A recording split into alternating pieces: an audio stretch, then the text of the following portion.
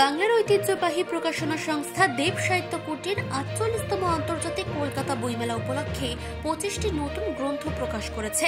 ২৪শে জানুয়ারি কলকাতা প্রেস ক্লাবে এই গ্রন্থগুলির আনুষ্ঠানিক উন্মোচন করা হয়। অনুষ্ঠানে দেব সাহিত্য কুটিরের ম্যানেজিং ডিরেক্টর ও শুক্তারার সম্পাদক শ্রী রাজস্বী মজুমদার এবং ডিরেক্টর ও নবকল্লোলের সম্পাদক শ্রীমতী রাজিকা মজুমদার উপস্থিত ছিলেন। রাজ্যের কৃষিমন্ত্রী মাননীয় শ্রী শোভনদেব চট্টোপাধ্যায় অনুষ্ঠানের প্রধান অতিথি হিসেবে উপস্থিত ছিলেন।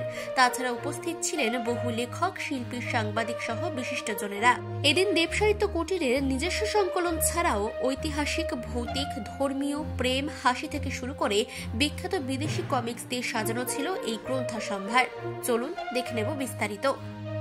আমাদের হাদাভোদা, বাটুল এগুলো ইংরেজিতেও পাওয়া যাবে আমাদের স্টল থেকে, এবং পুরো কমিক্সের অনেক বিলির বুট, যেমন বিলির বুট এবং খাপে ঢাকা তলোয়ার, মৃত্যুহীন প্রাণ, এইগুলো আমরা রিপ্রিন্ট করে আবার এনেছি।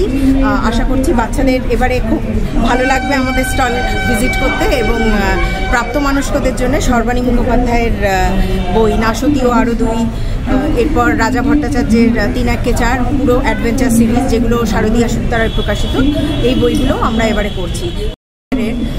আমাদের stall number ৩৭৫। Kolkata press club থেকে মানসী বসুর রিপোর্ট, চেতনা বার্তা, জেগে থাকে, জাগিয়ে রাখে।